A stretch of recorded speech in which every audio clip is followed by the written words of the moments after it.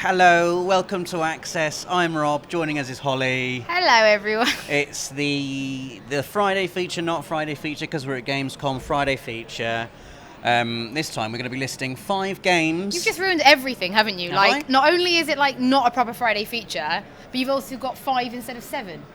But it's still going to be a cool video. No, it is so cool. This is 5 games that you haven't heard of. Yeah. That you might have heard of. That we have now. It's just a good title, okay? You might have heard of them. It's 5 games you've not heard of, but that you need to get hyped for right now. Top comment's going to be, I've heard of all of those. I've heard of all of those. I'm not saying you haven't heard of all of these games. I just think the title sounds nice. So the first game is a game we saw at Gamescom.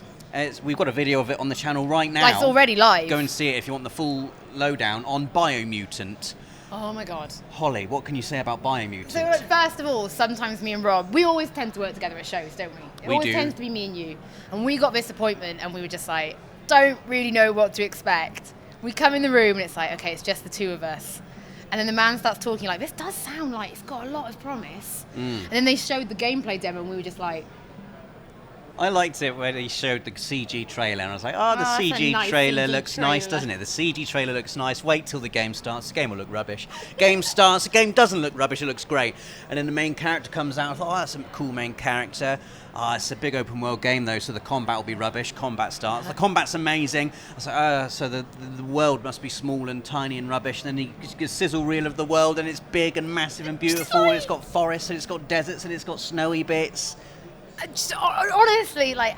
Where's this game come from? Where has this game come from? One of the best things about going to shows like this is discovering these games. It's the one thing that like powers me through the year.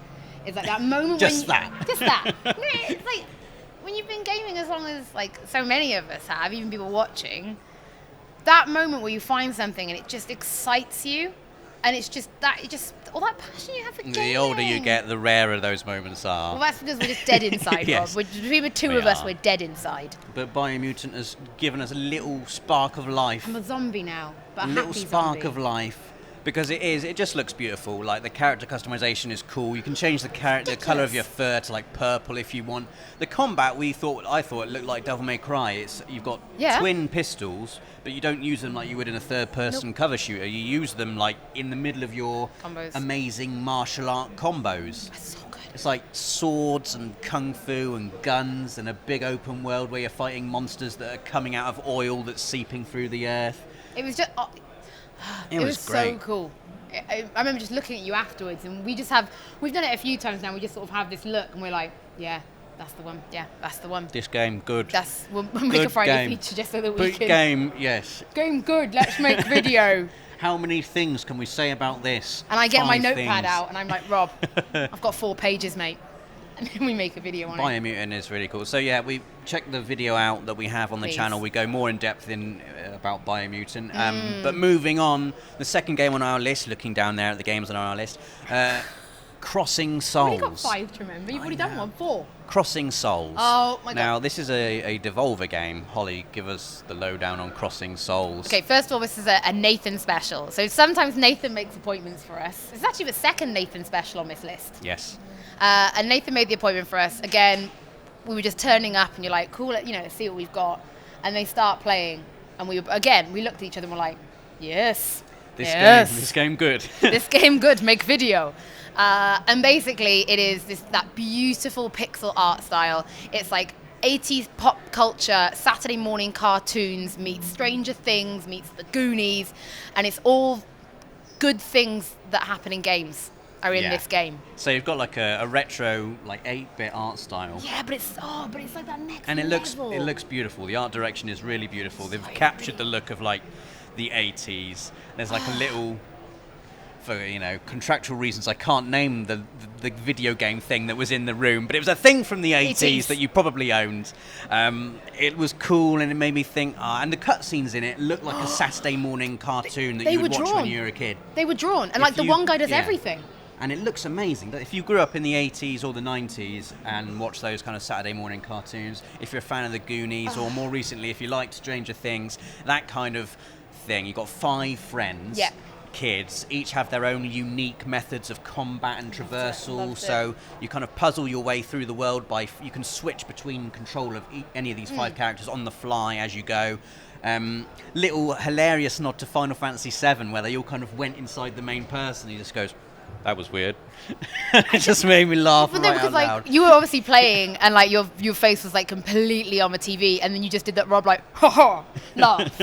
Oh, we're obviously something had tickled you. I got the joke there. Well done. It was a Final Fantasy VII joke, and yeah. they're making fun of my Final Fantasy VII, but from a loving place. So we laugh. And it's like a beautiful love letter to not just gaming culture, but just pop culture in general from the 80s and the 90s. There's loads of stuff you'll love. So good. Like, if you've liked Stranger Things recently, it's that kind of magic. That's got that little paranormal element to it as well. A really exciting story to follow. You know what's better?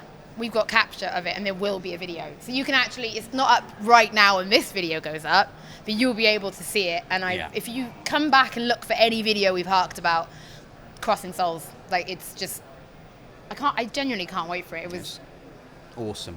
Really nice surprise. What's the next game, Hollie? Okay, the next game is actually a game called Lost Sphear.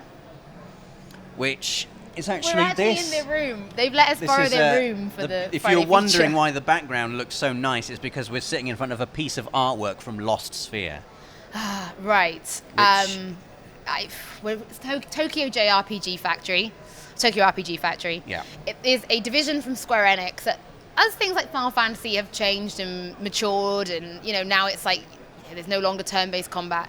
This division of Square Enix was built to really, literally make retro-feeling JRPGs. Yeah. And their first game was I Am Setsuna.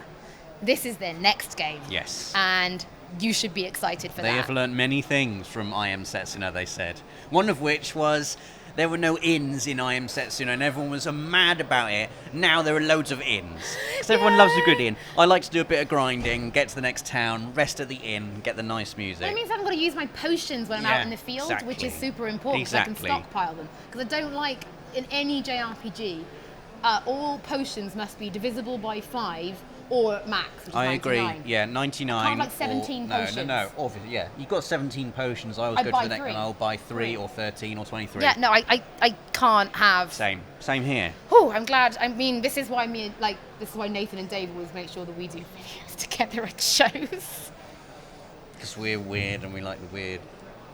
Like weird games. Like Lost Sphear is not a weird game. It's like if you're a fan of old school JRPGs, Lost Sphear needs to go on your radar right now. And the music. Especially if you liked what they did with I Am Setsuna, which was a really cool just throwback to everything that is good about JRPGs. Beautiful, like it was Chrono Trigger inspired combat, and they've worked a bit on it this time. The combat in Lost Sphear looks amazing. So basically they used Chrono Trigger's combat, and while that was great, it also meant it kind of wasn't necessarily ours. Yeah. And fans wanted it to have like a unique standpoint. So they added like the ability to move around the battlefield, which was really cool when you see it in action. Yeah. The composer from I Am Setsuna came back. Yes. Because they did beautiful stuff. Did you see the music box they released for it? It was like a I did not see that. Like a wind-up music thing, and it has all the piano music. But this time it's like piano music and more. And give me a JRPG with bloody good music, and I'm super happy. Yes. And a cool combat system. Like you could move your characters around and like do area of effect attacks on enemies. So it's like a really cool strategical thing to get your teeth into if you like that sort of thing. I do like that sort of thing. Get excited about Lost Sphear. Please. Next up, another Devolver game. They are. We decided, by the way, we had a chat about this, and I'm sure everyone agrees. But we've decided that if every publisher was a Game of Thrones house. Oh no, let's not go there, Hollie. Devolver are the wildlings, and we like that. Yeah, but they're cool, aren't they? Yeah. And they've got the Swords of Ditto. Which we both had a go on, didn't we? Yes, because you can play it co-op, yeah. Which is super exciting. Local co-op, but you can play it together. You can play it single player or you can play it local co-op. Yeah. It's got a beautiful art style because the indies really do. In fact, it was the artist that took us through it. Yes. And it is, think of a beautiful homage to old school Zelda. Yeah. Like a really good homage. They've taken some of the way the 2D environments work and like the dungeon-esque style. But the whole thing is procedurally generated. And this is the cool thing about it, isn't it? Because it's procedurally generated, and you can finish it in not very much time. I say finish it, you'll get to the end in about 2 or 3 hours. But then the game starts again, procedurally generated, so it's different. You'll meet different characters. Yeah. You'll play as a different character. Yeah. The dungeons will be different. The puzzles will be different. Yeah. But like, there'll be either, if you've done well in your previous playthrough, if you won, they described it as winning, you'll get like a statue of your previous character within the game, kind of like a heroic statue. If you lost, then there'll be a grave marking. Yeah. And basically, the whole story is every 100 years, this Dark Lord comes back, and you've got to kill her and steal her away. And he did say there is a way to break that cycle. So like every time you play it, you almost like you get more clues as to how you break it. Yeah. So even though you have to play it multiple times, it's different every time, and you're stuck in the cycle of the curse. Yeah. There is a way eventually, when you play it enough times, you will break it. So there is a end. There is an actual end that you can reach. Maybe it'll take you 50 times. We don't know. Or 100 times. Yeah. Maybe you'll never find it. Maybe you'll find it after 20. Maybe you'll Google it. Maybe you'll Google it. Maybe you'll Google it. And ruin it for yourself forever. But it wasn't just that. The puzzling was really cool. We did a little dungeon, a co-op dungeon, and just the cooperative puzzle play was great. You were flipping switches that changed the dimensions of the puzzle so you could go into certain areas of it and not. It was brilliant. It was great because the artist was sat next to us, and like we were looking for the boss key or the key for the dungeon, and he was like, "I can't help you because it's procedurally generated, so I have no idea where the key is in this dungeon." We had fun together. Like, it was nice to sit, like, work together and play together. But if you don't want to play it co-op, all the puzzles can still be done single player. Yeah, you can still play the whole thing single player, yeah. I was, again, something like that where I know I can at least, even if I only finish it a couple of times, knowing that I can do that, I'm old now. And I stepped on a mine and I killed us both. But then I died once, and then you hugged me back to life. That's right. That was nice. That was great. That wasn't was it? nice of you. Let's move on to our final entry, which I'm sure quite a few of you have actually heard of. But I imagine there are some of you who still haven't heard of this. Kingdom Come Deliverance, which Hollie and I waxed lyrical about at E3. We've been able to play it again at Gamescom. It's improved since we played at E3. Like, majorly improved. My hype has gone from like, oh, this is good, to off the charts for this game. I think this might be now my #1 most anticipated game for the short-term future. Like, it's coming out in February 2018. The day before Valentine's Day. Yes. February 13th. Yes. When this was the other Nathan special. When we saw it at E3 again, Nathan had just booked us in. Weren't really sure what to expect. We had you always have a rough idea. And we sat down again and looked at each other and went, yes, good game. Yeah, I like this one. Make video. And we've just seen it again and played it again. Yeah. It's so cool. It's so wonderfully detailed and nerdy. Like you can get a town on it. It's got all the little bits that Skyrim glosses over because it's not, bombastic and blockbuster enough. You use the word bombastic, and I love that. Yeah, but in Kingdom Come, like, just getting on a horse, you still got the first-person view. You can look down, you can see your horse's mane. I like it that you can look down and you can see your armor, you can see your hands. You can look behind you on the horse, and the horse is there. You're trotting along with all your men. You have to find some bandits that have done a bad thing. And the combat as well. It's proper. It's hard. Like, you will find just one random bandit, and if you're not on your game, you will die. I remember the bandit came at me, and I was like, "Excuse me, how do I get my sword out? Because I'm getting my ass kicked." I did the same thing. Excuse me. But it's so clever. Yeah. So we had to there will be a video again. After actually everything on this list. Yes. Will have videos, which is great. But for this one, we had to find the bandits had slaughtered some horses and people, and we had to find them. And me and Rob, both of us being RPG fans at the beginning, instead of reporting to the person in charge, we let's go and look around the stables. Yes. So then it just comes up, quest failed. Did not report to captain soon enough. And they all just got on their horses and left. Yeah. And there's just one horse left, Pebble. And it's just you Pebbles. and Pebble. And Pebbles did a roach for me. Did he roach? And he just went... Roach and went missing. I was like, I'm not going. But then I whistled for him and he came. It was fine. But going back to the combat, that bandit that attacked us, you've got, you can aim at certain areas of your enemy with, a circular thing. You aim with, the right stick.